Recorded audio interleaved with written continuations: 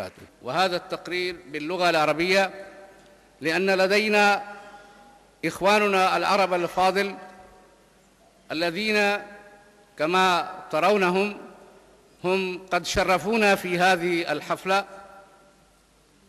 وأقول إنه لمن دواعي الفخر والسرور إذ أتيح لجامعتنا هذه جامعة منهاج القرآن الإسلامية أن تستضيف نخبة مختارة من أساتذة العالم العربي الأفاضل، والذين شرفونا على دعوة خاصة موجهة إليهم من قبل شيخ جامعتنا شيخ الإسلام الأستاذ الدكتور محمد طاهر القادري حفظه الله ورعاه، ألا وهم الشيخ العلامة أسعد محمد بن سعيد الصاغرجي، والأستاذ الدكتور شهاب الدين الفرفور، والأستاذ الشيخ أبو الخير شكري من سوريا الشقيقة.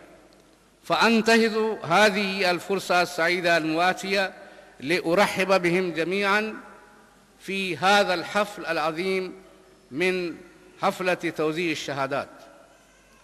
أيها الإخوة، إن جامعتنا جامعة منهاج القرآن الإسلامية، والتي أنشأها إمامنا القائد شيخ الإسلام العلامة الأستاذ الدكتور محمد طاهر القادري قبل 20 عاماً، من ضمن مشروع تعليمي كبير على نطاق واسع لكي يشمل باكستان بمدنها الكثيرة وقراها الواسعة المترامية الأطراف، بالإضافة إلى معاهد فرعية كثيرة في أكثر من 80 دولة في العالم. والجامعة تفتح أبوابها وتقبل الطلاب الناجحين في امتحان الصف العاشر. هنا أقف وقفة فأقول لإخوتي العرب لكي يفهموا الموقف أن الإنجليز عندما احتل هذه البلاد وطبق نظامه التعليمي وألغى النظام التعليمي الإسلامي، كانت الدراسة الثانوية كما هي اليوم في العالم كله 4 سنوات، ولكن استعماره البغيض قسم الثانوية قسمين فجعل منها كسرتين قطعتين، قطعة من السنتين سماها matriculation، والقطعة الثانية سماها الانتر أو intermediate. وأنا شخصياً عندما أترجم هذه الكلمات للإخوة العرب فأقول الدرجة الثانوية الأولى والدرجة الثانوية العالية. فهؤلاء الطلاب الذين نقبلهم في جامعتنا هذه هم أولاً يحصلون على الشهادة الثانوية الأولى، أي مدة دراستها 10 سنوات فقط.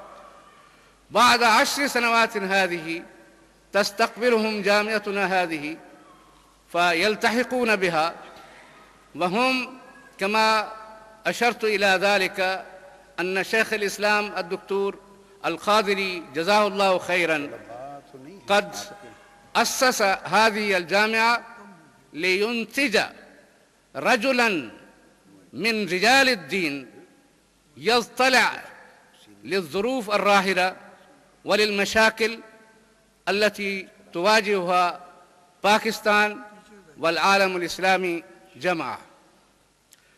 فهؤلاء الطلاب ندرسهم في هذه الجامعة في قناتين. القناة الأولى هي قناة المدارس الدينية الأهلية التي بدأت وجودها منذ مئات السنين، والمناهج الدراسية التي تدرس فيها قد أعدها الشيخ نظام الدين السهالوي رحمه الله من علمائنا في شبه القارة. ومن ثم هذه المناهج الدراسية وكذلك المدارس هذه الأهلية كلها تعرف بالمدارس النظامية والمناهج الدراسية النظامية. فهذه المناهج الدراسية هي تنتج عالم الدين الذي عادة هو يتضلع للإمامة والخطابة في باكستان، بالإضافة إلى تدريس اللغة العربية والدراسات الإسلامية في المعاهد التعليمية. ولكن هذه المناهج الدراسية قديمة جدا، وفي بعض جوانبها عقيمة كذلك لا تجدي بشيء إطلاقا. ومن ثم وتحت قيادة شيخ الإسلام الأستاذ الدكتور محمد طاهر القادري قد عدلناها وأضفنا إليها كتبا مؤلفة لإخواننا الأساتذة العرب في الجامعات العربية المعاصرة اليوم.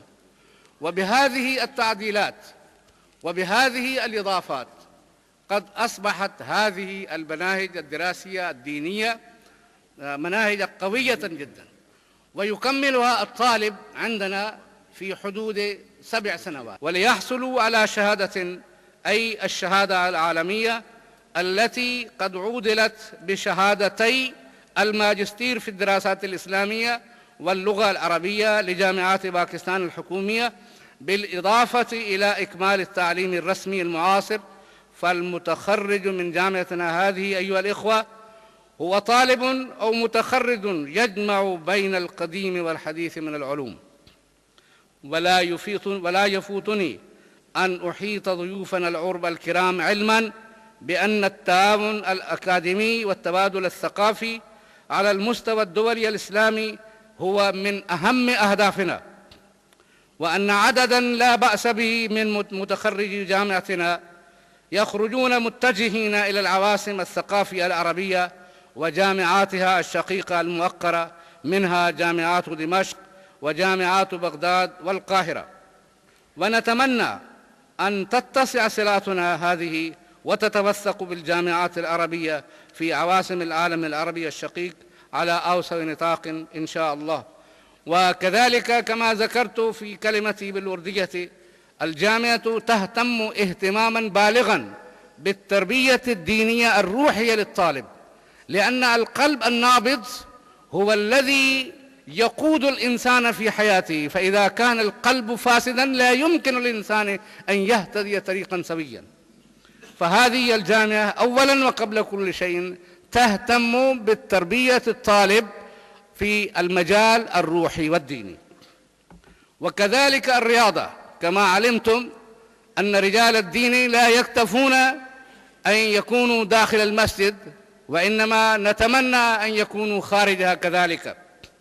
فالرياضة البدنية هي خير طريق لخدمة البدن، لأن النبي صلى الله عليه وسلم قد قال: إن لبدنك لعليك حقا. فنحن كمسلمين نهتم بهذا الجانب من الحياة، فالجامعة هي تهتم بالألعاب الرياضية أيضا. وكذلك الخطب والنقاش في المنافسة هناك بين الطلاب في جامعتنا كما ذكرت لكم، هي تهتم بعقد هذه المنافسات الخطابية، وأيضا طلابنا يشاركون في المنافسات الخطابية للجامعات الأخرى. وأخيرا وليس آخرا، خريجو هذه الجامعة طلابها كل واحد منهم هو مضمون الوظيفة.